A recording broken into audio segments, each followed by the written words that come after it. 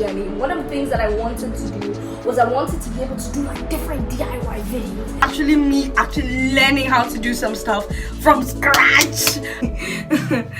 And I'll learn things and you will learn things and we'll learn things together.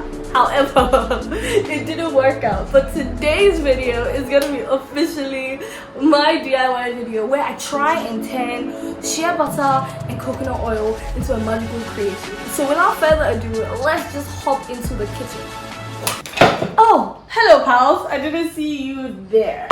But yeah, so these are some of the ingredients, actually all of the ingredients that I'm gonna use today. I already tested out the coconut oil method earlier on last week, and it actually turned out pretty great. So this is coconut oil and lang lang essential oil in there right now.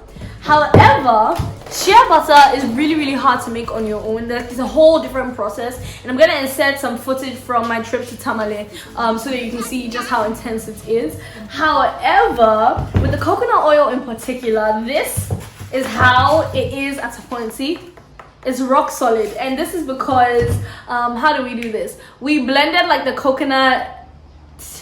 Let me just link a video that will explain everything, but without further ado, let's just hop into how I make this beautiful stuff. Do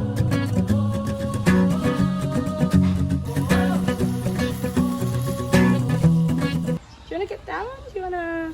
Whilst that is simmering down, I wanted to talk to you guys about something that I read this morning that I thought was really cool. Uh-oh, coffee is burning. What happens is that the oil stays at the bottom, and you need to take all of these things out.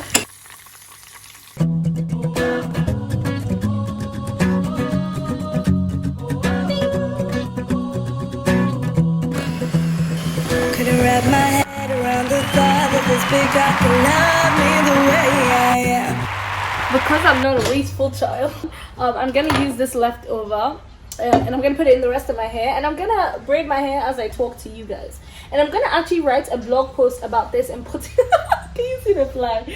I'm gonna put it on my Instagram so that's like longer, and on my Facebook and stuff like that. However, I want to do the short version here. And basically in the Bible, in Ruth, there is in Ruth 3, basically Naomi, Ruth's mother-in-law, ended up without her sons, without her husband, so basically nobody to provide for her. And Ruth decided that, you know what, it's okay, mother-in-law, I'm gonna stick with you through the hard times and everything. So Ruth ended up moving with Naomi to another city that had like food and all this jazz, and like that was like Naomi's native city. And so city town and so basically Naomi would have been better cared for there than she would have in the city that she had been living in, which was Moab.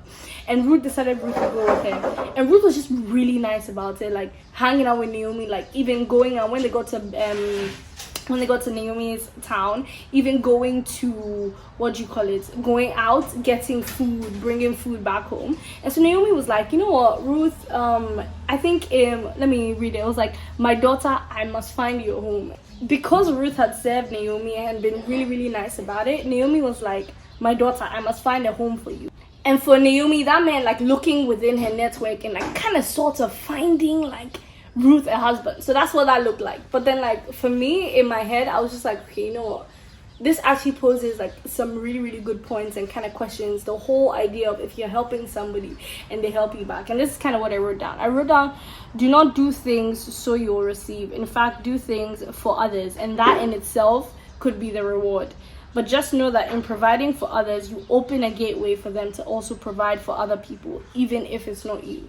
And so, for example, if I'm if I'm driving somewhere and then there's like a beggar on the streets and they really need money, me giving them 1 cedi doesn't mean that in 20 years, when they see me on the streets again, they're going to give me 20 cedis in return, right? It just doesn't work like that. But what that means is by you giving them money, you've opened up a doorway or a gateway for them to be able to, let's say, feed themselves, feed their families, all of those different things. And I just feel like that's nice. It might not always come back to you.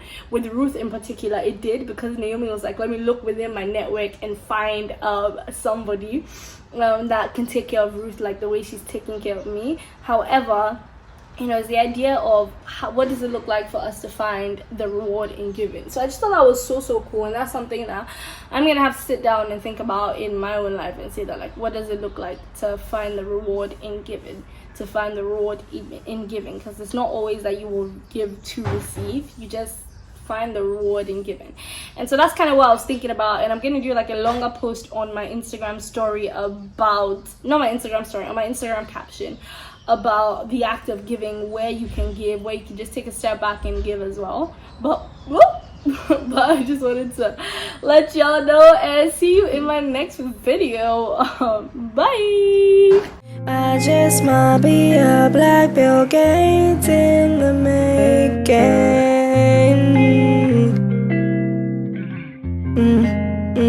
So watch this space. Watch this space.